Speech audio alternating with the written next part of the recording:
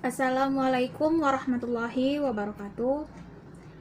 Alhamdulillahirabbil alamin wassalatu wassalamu ala asrofil anbiya'i wal mursalin wa ala alihi wa sahbihi ajmain.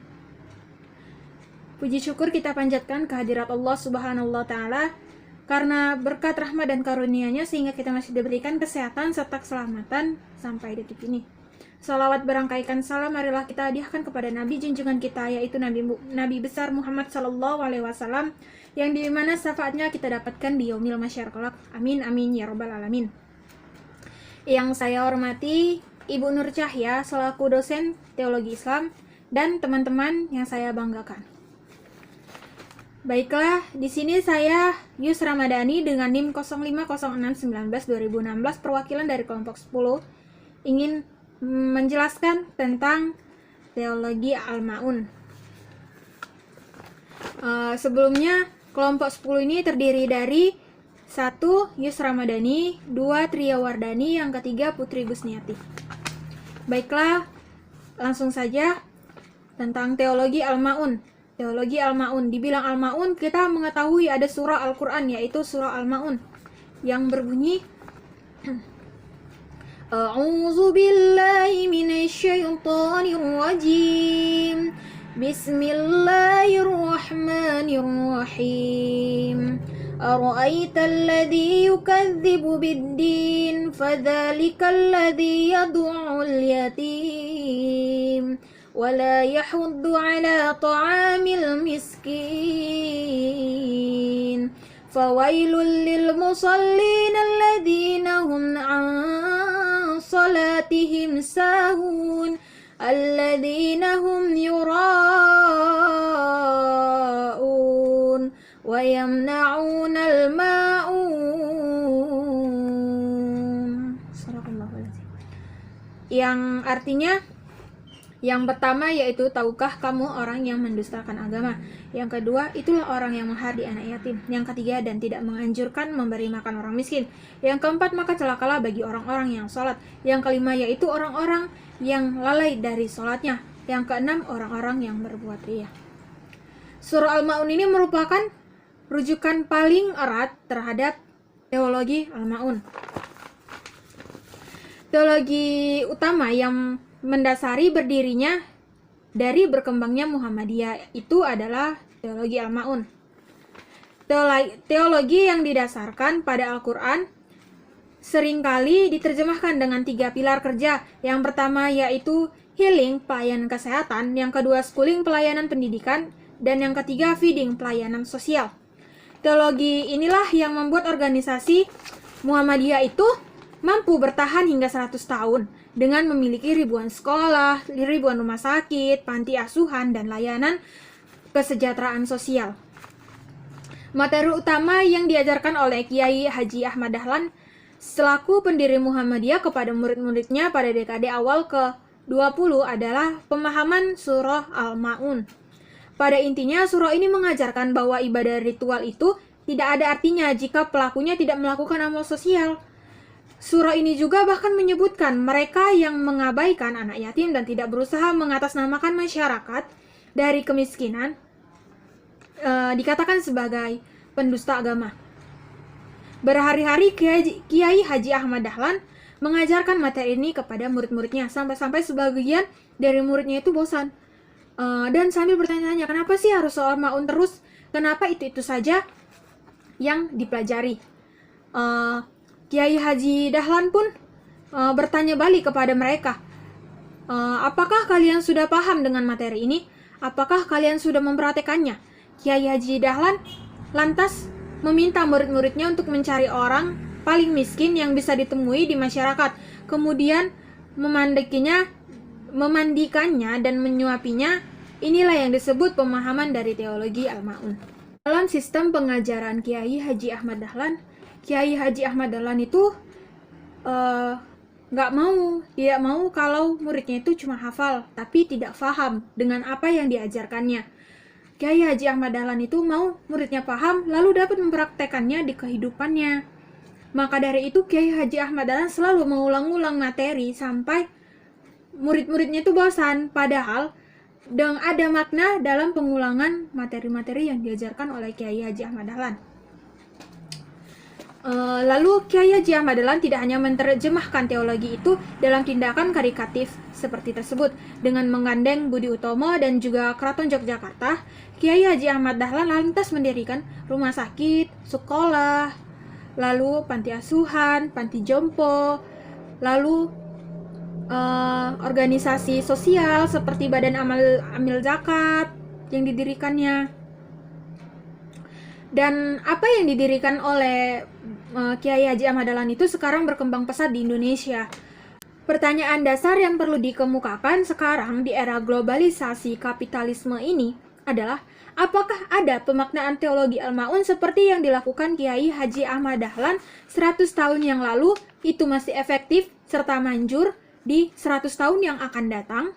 Dalam landasan teologis tersebut, maka setiap ritual ibadah haruslah memiliki misi kemanusiaan. Seperti sholat harus memiliki fungsi sebagai yang mampu melepaskan manusia dari kemungkaran sifat kikir.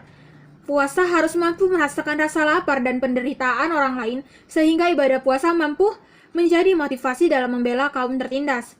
Terakhir, sebagai umat muslim, kita sepertinya perlu melaksanakan kaji ulang terhadap cara keberadaan kita. Misi pembebasan sebagaimana terhadap dalam surah Al-Ma'un harus menjadi semangat kebersamaan. Islam harus benar-benar ditempatkan sebagai agama yang membawa rahmat bagi seluruh umat manusia. Assalamualaikum warahmatullahi wabarakatuh. Nama saya Putri Gusniati, NIM 0506-191103 dari manajemen 2C. Di sini saya akan melanjutkan penjelasan dari Gus Ramadhani dan saya akan menjelaskan mengenai ayat-ayat tentang anjuran gemar bersedekah. Nah, dalam agama Islam menganjurkan para penganutnya untuk berlomba-lomba bersedekah dan membelanjakan harta bendanya untuk amal-amal sosial. Rasa solidaritas dan gotong royong yang dipupuk dan ditanam di dalam hati dan jiwa seorang mukmin melalui ayat-ayat Al-Quran dan hadis-hadis yang telah difirmankan oleh Allah Subhanahu wa Ta'ala. Nah, diantaranya adalah yang pertama, belanja di jalan Allah, Al-Quran surah Al-Baqarah ayat 195. Yang kedua, nafkah di dalam sembunyi dan terang, Al-Quran surah Al-Baqarah ayat 274. Yang ketiga, sedekah itu subur, Al-Quran surah Al-Baqarah ayat 276.